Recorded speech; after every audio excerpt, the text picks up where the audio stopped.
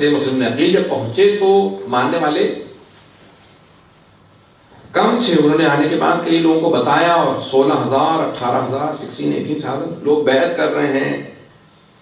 جناب مسلم نے فوراً پہلا کام کیا. سید الشہداء نے کہا ذرا آپ جا کے اینالائز کیجیے گا سچویشن کو وہاں پہ, اس کے بعد مجھے خط لکھ دیجیے گا. تو جناب مسلم نے فوراً خط لکھا, مولا آپ عراق چلے آئیے, عراق چلے آئیے, یہاں سب آپ کی بیعت کرنے کے منتظر ہیں, یہ آپ کی بیعت کرنا چاہتے ہیں.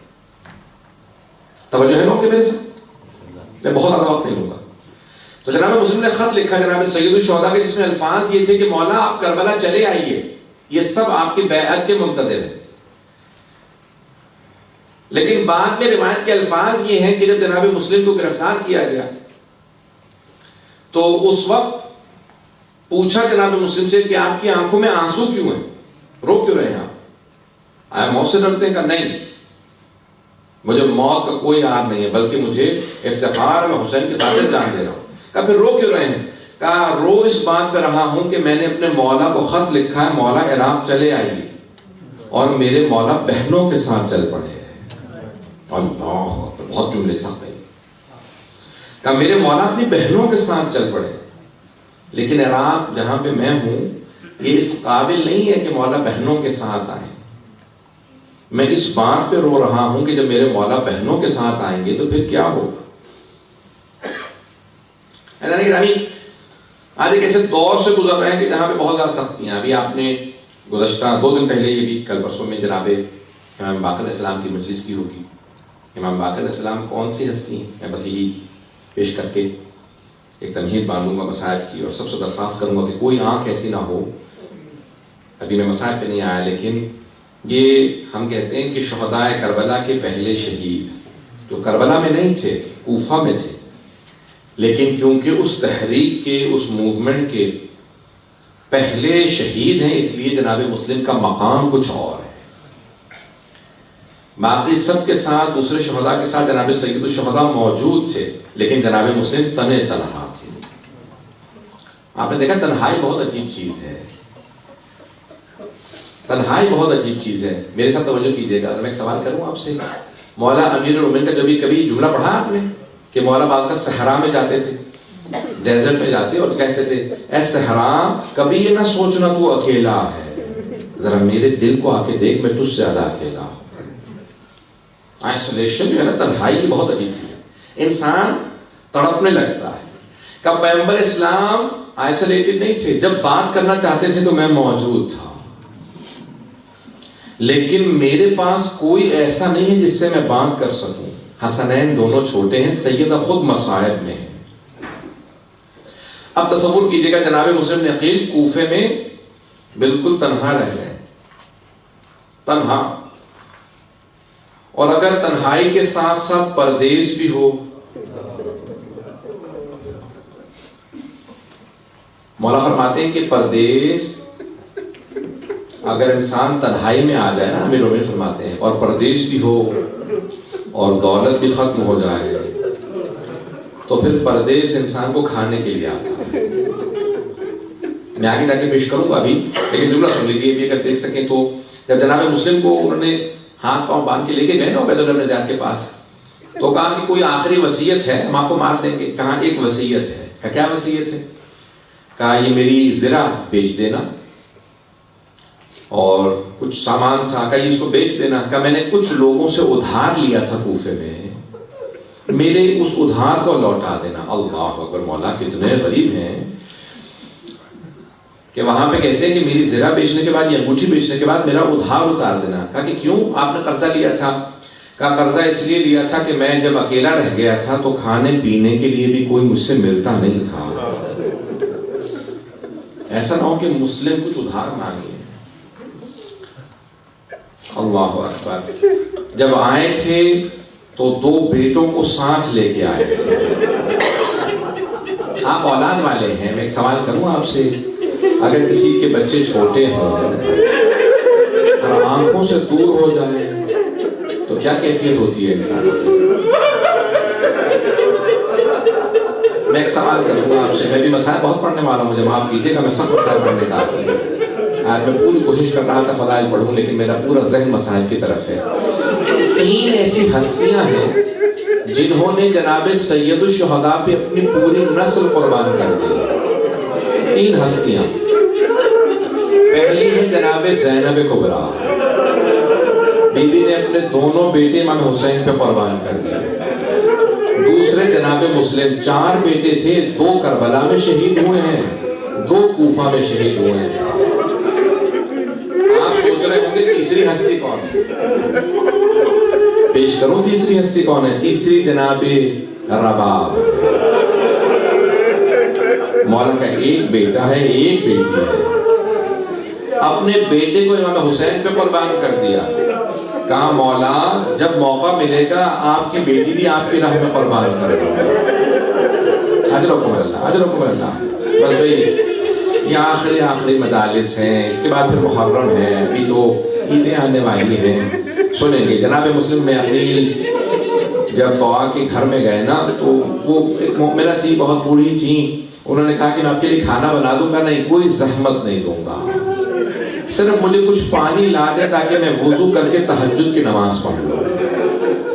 تو ایک مرتبہ ایک سامنے حجرے میں بیٹھے تھے، تہجد کی نماز پڑھی۔ تہجد کی نماز پڑھنے کے بعد کچھ دیر آرام سے اپنے ہی زرہ پہ سر رکھ کے لیٹ گئے۔ خواب دیکھا کہ جناب امیر آئے ہیں، بائیں پھیلا کے کہتے مسلم میں آپ کو لینے کے لیے آیا۔ جناب مسلم سمجھ گئے کہ میری آخری رات ہے، چچا لینے کے لیے آئے ہیں۔ میں کہوں گا اے جناب مسلم آپ کی عظمتوں کو سلام، جسے علی لینے کے لیے آئے ہیں۔ بس بھئی ایک مرتبہ اٹھے اور تصور کرنے لگے کہ میرے بچے نہ جانے کہاں ہوں گے، جب میں اتنا در بدر ٹھوکریں کھا رہا ہوں، نہ جانے میرے بچے کس کے پاس ہوں گے۔ بس بھئی رات کو ایک مرتبہ توبہ کا بیٹا آیا، کہا کہ ماں کا بیٹا کیا بات ہے کہ دیر سے کیوں آئے ہوگا؟ مسلم ابن عقیل نہ جانے کہاں چلے گئے ہیں، سارے لوگ ان کو تلاش کر رہے ہیں۔ اور عبید اللہ بن زیاد نے انعام رکھا کہ بیٹا خوف خدا کر، وہ علی کا داماد ہے، وہ علی کا بھتیجا ہے۔ کہا نہیں اماں مجھے عبید اللہ بن زیاد کا انعام چاہیے۔ کہ نہیں بیٹا۔ ایک مرتبہ وہ بار بار دیکھنے لگا کہ ماں جاتی ہے، کیا بات ہے کہ کیوں بار بار کہیں پہ کچھ پانی دیتی ہے، کچھ کھانے کے لیے رکھ دیتی ہے۔ اٹھا آ کے دیکھا، فوراً گھر سے باہر بھاگا، کہا جا کے میں مخبری کر دوں۔ ایک مرتبہ عبید اللہ بن زیاد نے 300 افراد کی ایک بٹالین کو بھیجا، فوج کو بھیجا، کہا جاؤ جا کے مسلم کو گرفتار کر لو۔ جناب مسلم نے آواز سنی، صبح کا وقت تھا، فوراً گھر سے باہر آ گئے۔ اس مومنہ نے کہا کہ باہر مت جائیے، بہت زیادہ لوگ ہیں۔ کہا تم نے مجھ پہ احسان کیا تھا، گھر میں پناہ دی، میں نہیں چاہتا جس نے مجھے پناہ دی اسی کے گھر میں میری وجہ سے حملہ ہو۔ مولا آپ کی عظمتوں کو سلام۔ ارے نہ جانے یہ کیسے لوگ ہیں، گھر بلا کے بھی حملہ کر دیتے ہیں۔ ارے خود ہی کوفے میں بلایا اور آج حملہ کر دیا، کہیں کربلا میں بلا کے حملہ تو نہیں کر دیں گے حسین پہ؟ اجرکم اللہ، اجرکم اللہ۔ بس ایک مرتبہ چلے جناب مسلم باہر گئے، مقابلہ کرنے لگے، کچھ لوگوں نے تیر مارے، سب کچھ ہوا، جناب مسلم نے سب کو قتل کر دیا۔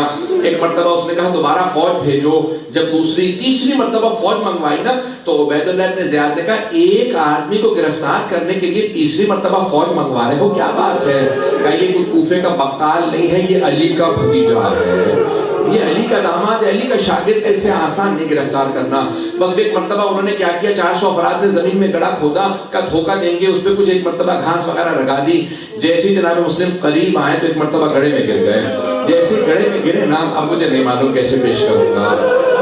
تو انہوں نے کہا مسلم ہم آپ کو امان دیتے ہیں، وعدہ کرتے ہیں آپ امان میں ہیں۔ جناب مسلم نے کہا خدا کی قسم کھاؤ اور پھر کہو امان دیتے ہو۔ انہوں نے کہا ہاں اللہ کی قسم ہم امان دیتے ہیں۔ جناب مسلم نے تلوار اپنی دے دی، جیسے ہی تلوار پھینکی نا، وہ گلے میں رسیاں ڈالنے لگے، زنجیریں ڈالنے لگے۔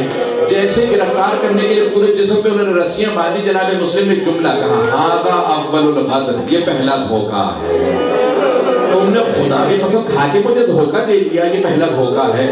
گرفتار کیا، اب جیسے گرفتار کیا کچھ لوگ ایک مرتبہ تلوار سے وار کرنے لگے، جناب مسلم کے لب کٹ گئے، ہونٹوں سے خون بہنے لگا۔ جیسے ہی پہنچے تو ایک مرتبہ دارالامارہ کے باہر مولا کا ایک ماننے والا بیٹھا تھا، ابھی میں نے سارا مسائل نہیں پڑھا۔ دارالامارہ کے باہر ایک آدمی مولا کا چاہنے والا بیٹھا تھا۔ ایک مرتبہ پوچھا، کہا آپ مسلم تو نہیں ہے؟ کہا میں مسلم ابن عقیل ہوں۔ کہا آپ امیر المومنین کے بھتیجے ہیں؟ کہا ہاں میں ان کا بھتیجا بھی ہوں، داماد بھی فرماتی ہو کہ میں کچھ آپ کے کام آ سکتا ہوں؟ میں مولا کا ماننے والا ہوں، کہ اگر ہو سکے تو مجھے تھوڑا سا پانی لا دو، میں بہت پیاسا ہوں۔ ایک مرتبہ انہوں نے سامنے پانی رکھا، جناب مسلم پانی پینا چاہتے تھے، کٹے ہوئے لبوں سے خون بہنے لگا، کہ میرے اس پانی کے اندر بہت زیادہ خون آ گیا، مجھے اور پانی بدل کے دے دو۔ اس نے دوسرا پانی کا لیوان لے کے دیا۔ جب تیسری مرتبہ کوزے میں پانی دیا نا اور خون بہ گیا تو کہا کہ شاید خدا یہی چاہتا ہے میں اس کی بارگاہ میں پیاسا جاؤں۔ یہ شہید کربلا، پہلے شہید کربلا، اسی لیے پیاسے جا رہے ہیں، کہ نہیں میں پانی نہیں پیوں گا، بس اب پانی لے جاؤ، میں اکیلا اسی طرح سے جاؤں گا۔ ایک مرتبہ سامنے عبید اللہ بن زیاد تھا، جناب مسلم کے پورے جسم میں رسیاں ہیں، زنجیریں ہیں، کہا کہ مسلم اپنے امیر کو سلام کرو، کہ میرا امیر صرف حسین ابن علی ہے، میں اس کے سامنے نہ جھکوں گا نہ اسے سلام کروں گا۔ ایک مرتبہ کسی نے کہا کہ عبید اللہ بن زیاد مخاطب ہے، کہا کہ نہیں میں اس کو دیکھنا نہیں چاہتا، یہ حسین کا دشمن ہے، یہ علی کا دشمن ہے۔ عبید اللہ بن زیاد نے اپنے طور پہ ایک مرتبہ کہہ دیا کہ اسے دارالامارہ کی چھت پہ لے جاؤ، سر قلم کر دو۔ جناب مسلم کو لے جانے لگے، جب لے گئے نا تو اب میں پیش کرتا ہوں، وہاں جناب سید الشہداء استراب میں تھے۔ آپ کے ذہن میں ہے نا عرفات سے چل پڑے ہیں سید الشہداء۔ جناب عباس نے چہرہ دیکھا جناب سید الشہداء کا، آقا کیا بات ہے، مولا کیا بات ہے، اتنے استراب میں ہے، اگر دیکھ سکے میری طرف دیکھیے گا۔ سید الشہداء نے اپنی 2 انگلیاں بلند کی، کہا عباس ذرا میری 2 انگلیوں کے درمیان میں دیکھو۔ جب دیکھا نا کہ مولا کوئی بڑا ہی مظلوم آدمی ہے، ہاتھ پشت پہ بندھے ہوئے ہیں، گھٹنے دونوں زمین پہ ہیں، گردن سامنے ہے، جلاد تلوار چلانے والا ہے، کہا عباس ذرا غور سے دیکھو۔ جناب عباس نے غور سے دیکھا، کہا مولا کہ میرا بھائی مسلم ہے، کہا مولا جیسے آپ نے مجھے دکھایا مجھے اسی معجزے سے وہاں پہنچا دے، میں اپنے بھائی کی مدد کروں گا، میرا بھائی اکیلا ہے۔ اجلوں کو مطلب میں تمام کر رہا ہوں، کہا مولا میرا بھائی اکیلا مجھے پہنچا دے، کہا عباس ذرا غور سے دیکھو، کہا مولا یہ دارالامارہ ہے، مولا لیکن دارالامارہ کی اس زمین پہ کوئی بیوی بیٹھی ہے، بردے کا دامن پھیلا ہے، مولا یہ کون ہے جو بردے میں ہے، کہا یہ میری ماں فاطمہ۔ اجلوں کو میں نے تمام کر دیا۔ ایک مرتبہ دارالامارہ کی چھت پہ جلاد نے تلوار چلائی، جناب مسلم کا سر قلم کیا، دارالامارہ کی چھت سے سر گرا، لاشیں کو زمین پہ پھینکا، کا کوفے کی گلیوں میں پھرا، بس میں اس سے زیادہ سخت مسائل پڑھنا نہیں چاہتا۔ میرے مولا نے جناب سید الشہداء نے آواز دی کہ عباس خیمے نصب کر دو، ذرا میری بہنوں کو بلاؤ، مولا آنکھوں میں آنسو ہیں، خیمے نصب کر دیے۔ بس میں شب عید تھی نا، میرے مولا نے کہا ذرا عباس میری بہنوں کو بلاؤ، جناب زینب کبریٰ آئی، جناب زینب آئی، آنے کے بعد پوچھا بھیا کیا بات ہے، اتنے مضطرب کیوں ہیں بھیا، آنکھوں میں آنسو کیوں ہیں؟ مولا نے ایک مرتبہ جواب دیا، کہا زینب کوفے سے بہت بری خبر آئی ہے۔